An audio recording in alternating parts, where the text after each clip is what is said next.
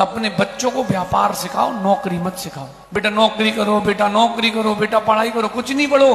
पिता की दुकान से बड़ी MBA की कोई यूनिवर्सिटी नहीं होती। जितनी जल्दी उतरोगे उतनी जल्दी टॉप पे जाओगे।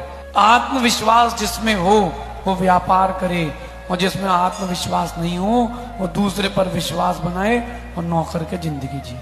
वो आप लोग ने शब्द बदल दिए, जॉब, सैलरी, कि नौकर हूं, मुझे वेतन मिलता है।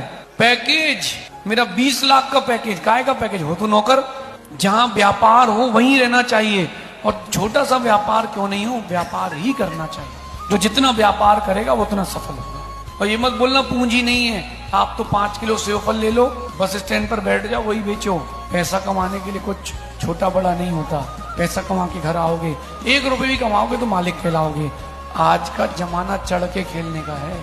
जहां तुमने स्लो खेला गए।